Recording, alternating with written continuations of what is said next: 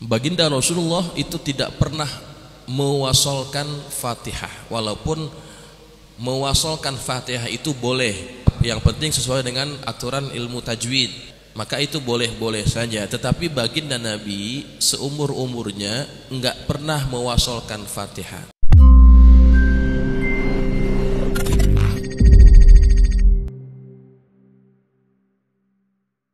Di antara kebiasaan Rasulullah, beliau itu enggak pernah mewasolkan Fatihah.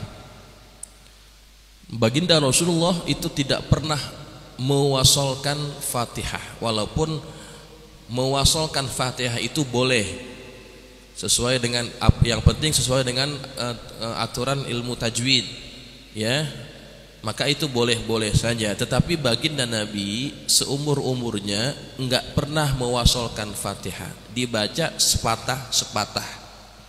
Kenapa Nabi lakukan itu? Karena Nabi menghayati apa yang sedang diucapkan olehnya dan apa yang dijawab oleh Allah kepadanya. Nah, itu jamaah sekalian. Kemudian pada bahagian ayat iyyaka na'budu wa iyyaka nasta'in, hanya kepadamu kami memohon, hanya kepadamu kami menyembah dan hanya kepadamu kami memohon pertolongan.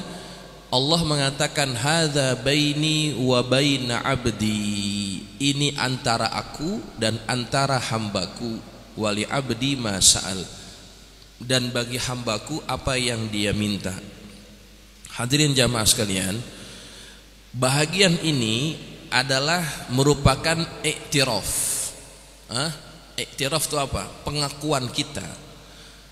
Iktiraf, pengakuan bahwa kita ini hanya menyembah kepada Allah, hanya mengabdi kepada Allah Subhanahu wa ta'ala. Kalimat ini atau ayat ini harus kita terjemahkan di dalam perbuatan kita sehari-hari, bahwa kita tidak patut dan tidak layak menghambakan diri dengan selain Allah Subhanahu wa ta'ala.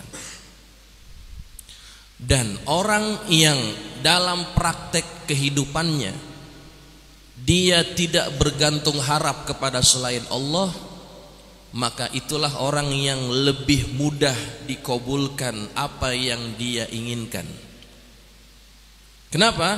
Karena dia betul-betul mengakui bahwa dia hanya menyembah kepada Allah, dan ketika dia sudah memenuhi hak itu, hak ubudiyah Allah Subhanahu wa ta'ala, maka Allah jawab pada ayat yang pada perkataan setelahnya, wa iyyaka nasta'in, dan hanya kepadamu kami memohon pertolongan. Kan kata Allah, wali abdi ma sa'al, maka bagi hambaku apa yang dia minta.